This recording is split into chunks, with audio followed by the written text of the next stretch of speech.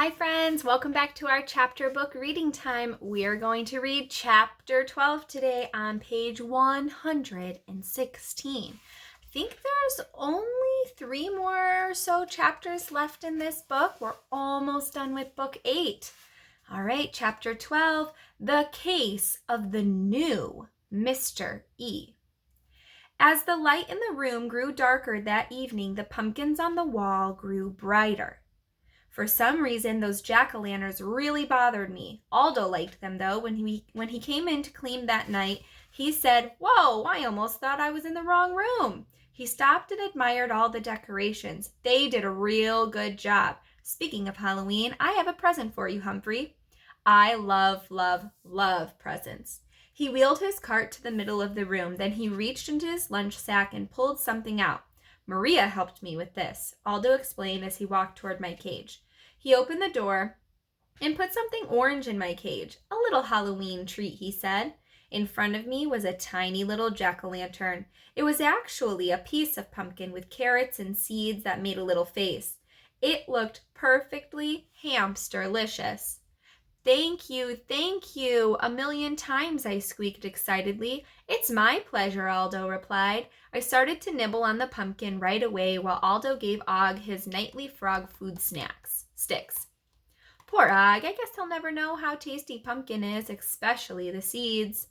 When Aldo was ready to leave, he said, "I've got a joke for you two. What do ghosts eat on their cereal?" "I have no idea," I said. Og didn't say a thing, not even a boing. "Boo berries!" Then Aldo burst out laughing and kept on chuckling as he rolled his cart out the door. After he'd gone, when I looked up at the row of pumpkins on the wall, they didn't look scary. They just looked yummy. "Class, it's time to begin," Mr. E announced the next morning. "We have a lot to do today."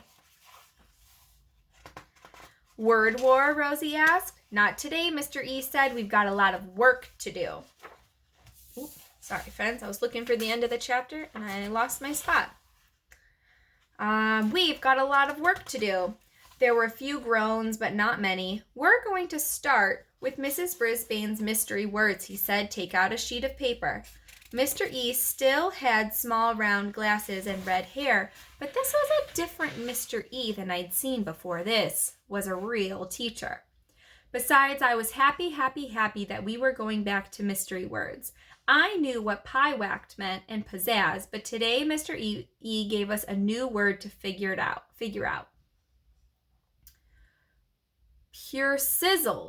Persizzled. I wondered if it meant a hot handbag. He wrote the sentence on the board. "When you go to the store, please get some persizzle for tomorrow's lunches."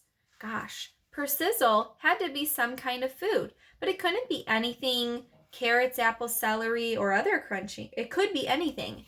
Carrots, apples, celery, or other crunchy things. Then he wrote another sentence. "My grandmother spent the afternoon teaching me how to bake persizzle." I don't think a grandmother would spend a whole afternoon teaching somebody how to bake a carrot or an apple. I like them raw. The third sentence was, "My favorite breakfast is persizzle with jam." Jam, it's a sweet fruity spread, I know that, and as far as I knew, humans usually ate jam on bread. Persizzle was bread. I got 100% on my assignment. My friends were all shouting out bread, so they got 100% too. I was most excited because Mr. E was following Mrs. Brisbane's lesson plan, and as far as I could tell, everyone still liked him.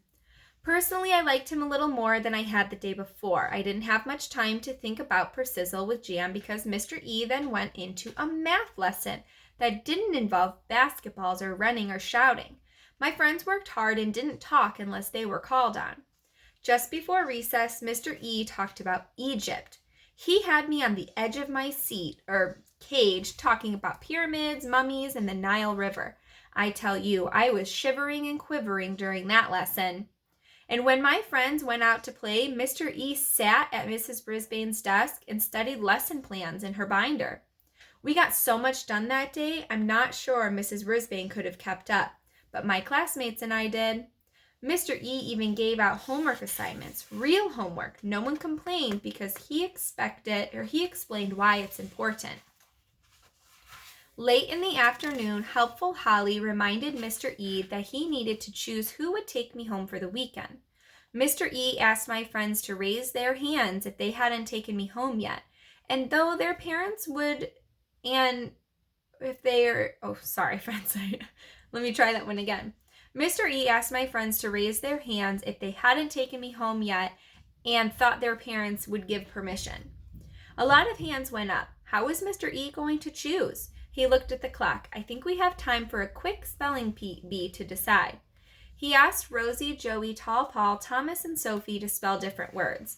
They all got through the first round. On the second round, Rosie missed the word symbol. I was surprised there was a Y in it too. On the third round, Tall Paul missed the word misery. I completely understood because the S does sound like a Z in that word. Sophie went down on the word mystify. I would have too. It was down to Joey and Thomas, and for the next 2 rounds, neither of them missed a word. They were difficult words too, like disease, fierce, and schedule. The spelling bee was suddenly very exciting, and it was almost time for the bell to ring. I'll tell you what, Mr. E said, you've done such a good job. Would you agree to share, Humphrey? The boys looked puzzled, and I was a little concerned. I hoped they weren't planning on splitting me in half. Thomas could have him Friday night, then Joey could pick him up at Thomas's house Saturday and have Humphrey Saturday night, Mr. E explained.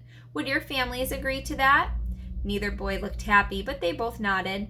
Bring back notes from your parents tomorrow, Mr. E told them just as the bell rang. How'd it go? Miss Mack asked after school. Not bad, Mr. E smiled. We got a lot done and nobody threw anything at me. Thanks for taking me along last night. I think I'm on the right track now. Great, Miss Mack said, and the Halloween surprise is really going to be something. We just need to make sure no one finds out our secret. Finds out what? I squeaked. Boing, boing, Og twanged. Miss Mack must have heard us because she laughed. No one must find out, even Humphrey and Og, she said. When Mr. E and Miss Mack left for the day, I was annoyed. It's not nice to keep secrets, I told Og, and it's especially not nice to keep secrets from classroom pets. Boing, boing, boing, boing, Og agreed. But I had something else on my mind. Besides the Halloween surprise, I could tell that Joey didn't want to be around Thomas. I wasn't sure why, but I think it had to do with the way Thomas exaggerated. That's when Thomas kind of says those things that aren't always true and makes things bigger than they are. They should have been friends, but they weren't, and I was pie-whacked about how to help them. I had another problem to think about, my costume. I felt so proud to win the prize for best costume last Halloween, and I'd hope I'd win it again. Friday was a busy day, and a day that made me happy, happy, happy. We learned more about Egypt and a new kind of math problem, and we got a new vocabulary list. The day went by in a hurry because we were so busy. At the very end of the day, Mr. E made a special announcement. If the class did well on our math test on Monday, he'd finish reading The Red-Headed League. Everybody cheered at that news. No one cheered louder than me. I was really looking forward to meeting Thomas's dad. After all, according to his son, Mr. True was a juggler, airplane pilot, ship's captain, detective. When he came to pick us up from school, he just looked like a regular nice dad. Do you mind sharing Humphrey this weekend? He asked as he drove us home from school. Not really, Thomas said. Maybe when Joey comes over tomorrow, we can shoot some hoops.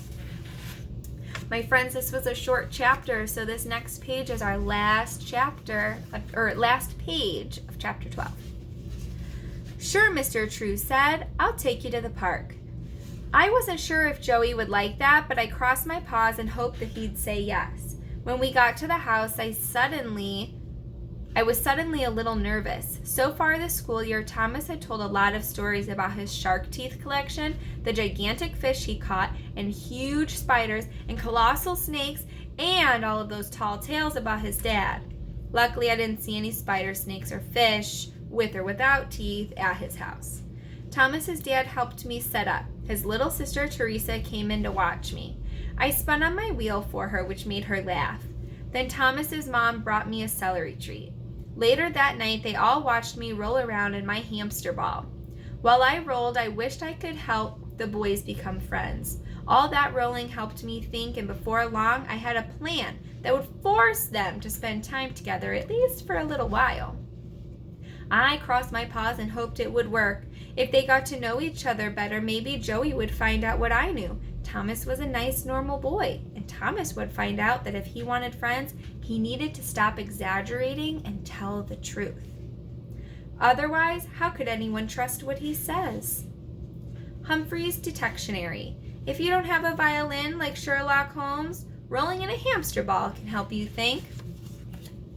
All right, my friends, that's the end of chapter 12. We'll read chapter 13 on page 124 tomorrow. Have a good day. Bye.